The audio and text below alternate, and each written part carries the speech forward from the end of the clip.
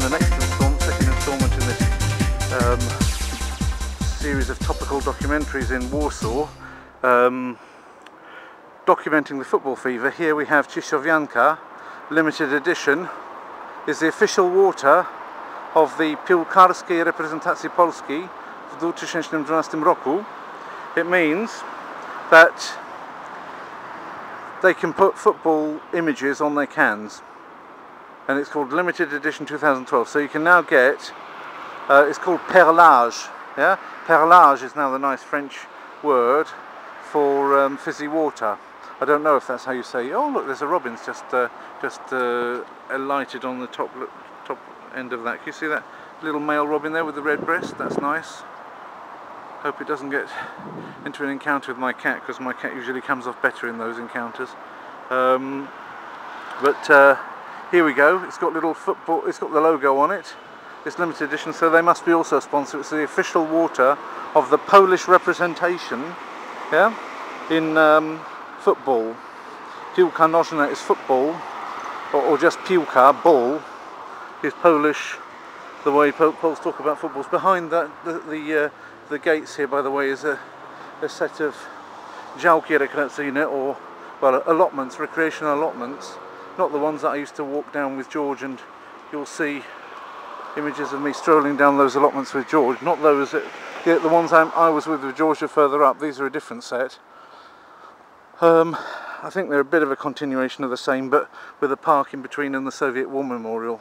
The others are about 1.5 kilometres up in that direction. But they're all much of the same idea, just a different club, as it were, a different club of allotment owners. I've talked about allotments before, so if you want to know about Polish allotments, just search up my film Strolling Through the Allotments and you'll see it. So I'm going to talk about London Olympics coming up later on, and sponsorship of sporting events. Obviously you do get already the posters that we've seen so far in Warsaw, just now before the UEFA kicks off, a few days before things really kick off, which we're hosting together, Poland and the Ukraine, which is interesting in itself, of course. We've got posters everywhere. Well, we always have posters around, but these posters have now started to show a lot more football themes. And as we've seen already just in these bits of footage so far, you've got obviously official sponsors, and you've got others who simply, and forgive me if I'm wrong, I don't want to get on the wrong side of a court case, but I assume had RTV AGD been real sponsors, they would have said so, but they've nevertheless used the football logo. And of course you can't stop people thinking about an event which is going to be really big. It's all Poland has really had in the news. Almost every news broadcast has had how far on we are in preparing for this European-wide event.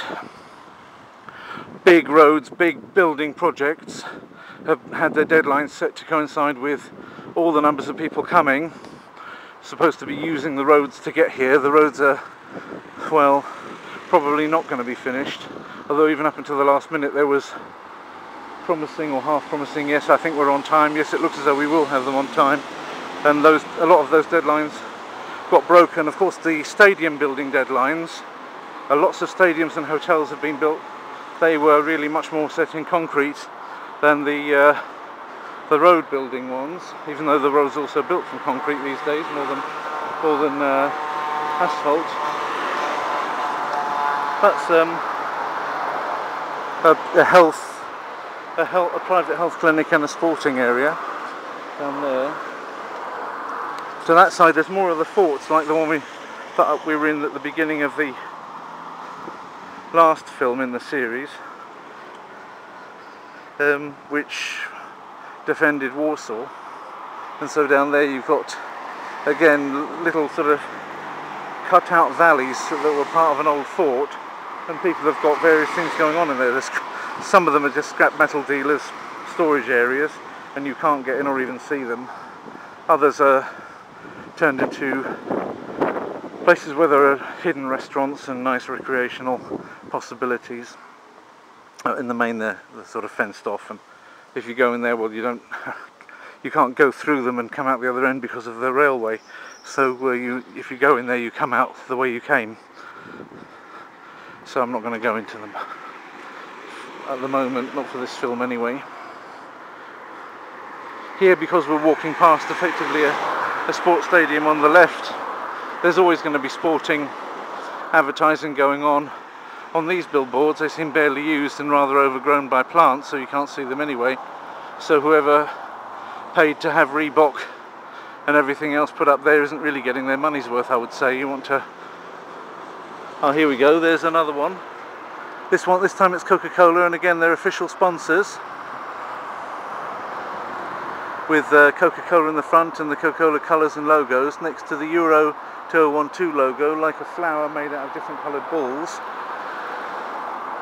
Polsko, wpadnij w piłkę szał. Poland fall into football craziness. I don't think Poland needs all that much encouragement to do that, to be honest. So, one of the things which football does, I mean, personally I don't watch games anything lower than national games, really. I never watch like local teams playing each other, although I'd be tempted to watch Górnik Zabrze because I privatised them a few years ago. So if I saw them, or had an opportunity to watch them play, I might do it out of sentiment and support them as far as Polish clubs are concerned. Or I might support Legia because it's, you know, the Warsaw club. If I saw them, if I had the opportunity to just do nothing other than sit down, but I probably wouldn't go out of my way to do it.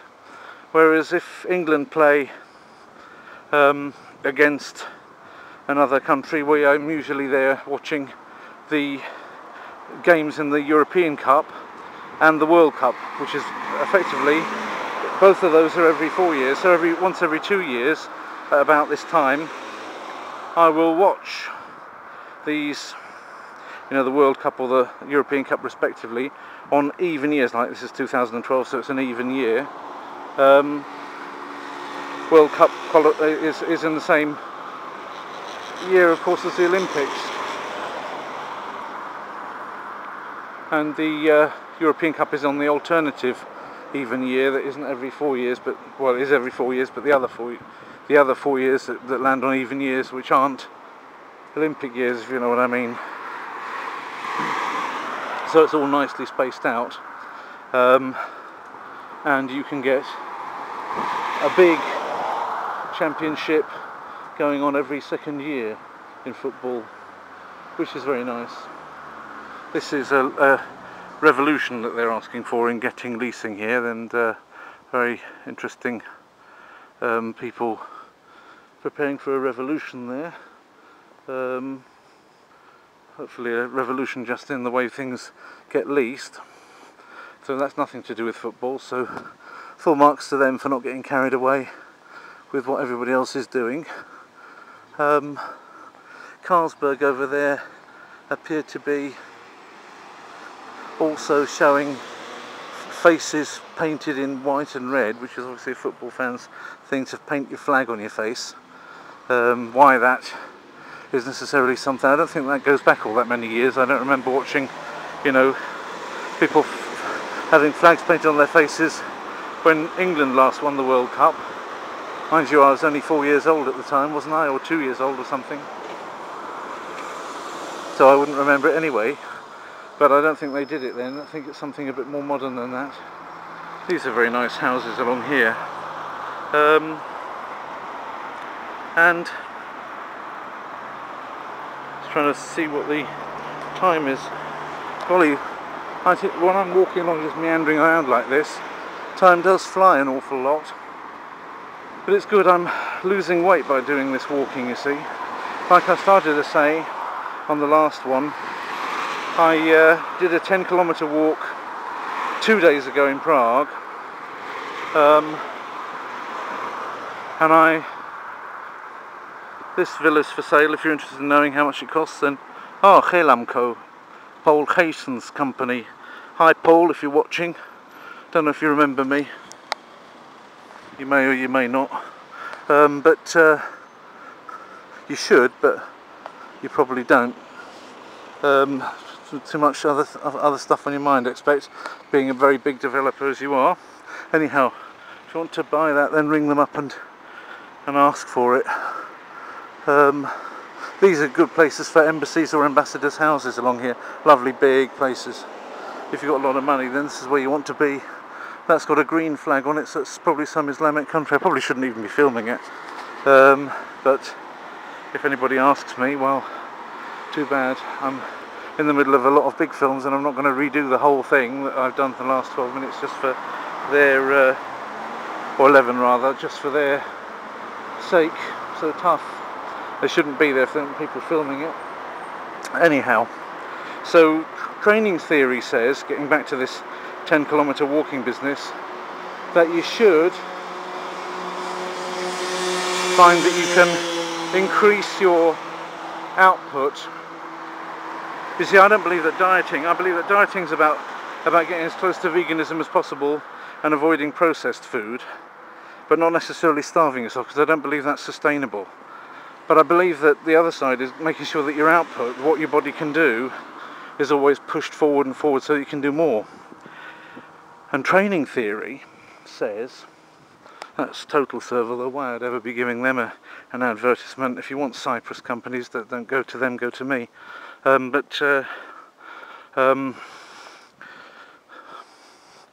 any event, training theory says that if you want to push for the max so that your body can do more without getting tired, without getting worn down, if you want to have more strength and more stamina, you need to, if all you want to do is lose weight, then you don't have to do this. But if you want to actually increase body potential, then you have to actually leave breaks, which is all quite interesting because it fits quite nicely into the philosophy behind Gold List, in a sense. I don't know whether it all links in some way, but it is actually corroborative with the way Gold List works in leaving breaks. But training theory says that after you've undergone any kind of exercise which has pushed you further than your previous limits of comfort, so if you've just gone and broken some of your records either for doing one thing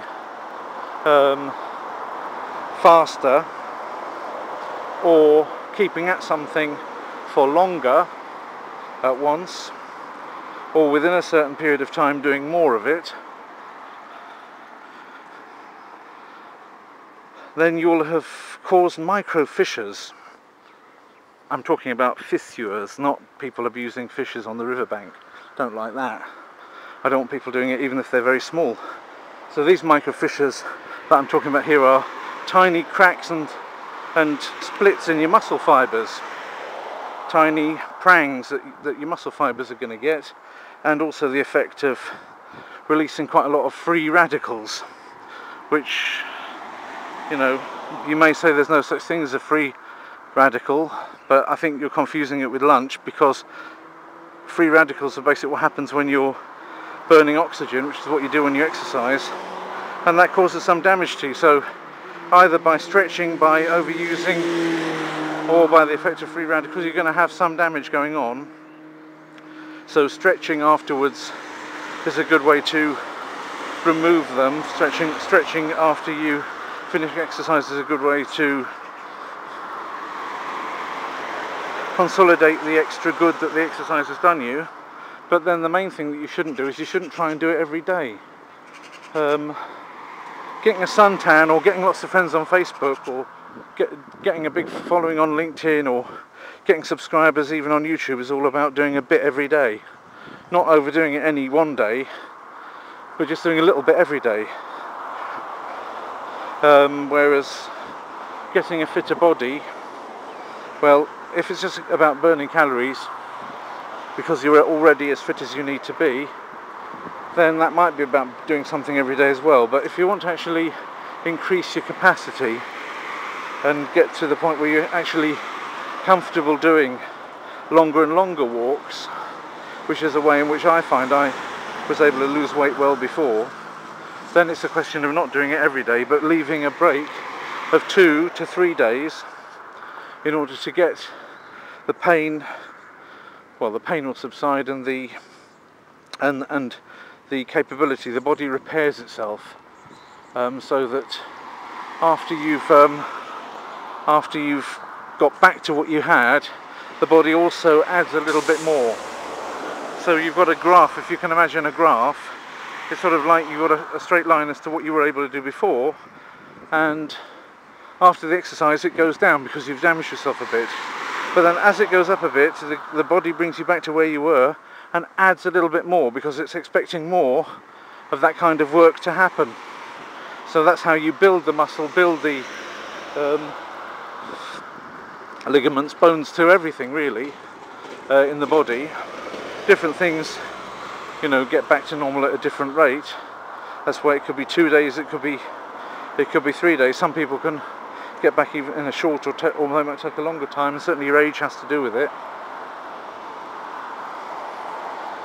But then after you've waited this length of time, then you get to the point where you've got that extra, and when you come back and do it again, you'll do it a bit better. Whereas if you try and do it before you've got that high, you won't actually be able to do as much as you could the first time, and so your fitness or your strength or whatever it is that you want to have could appear to go down rather than up by over frequent exercising. That's why you have to pace yourself properly.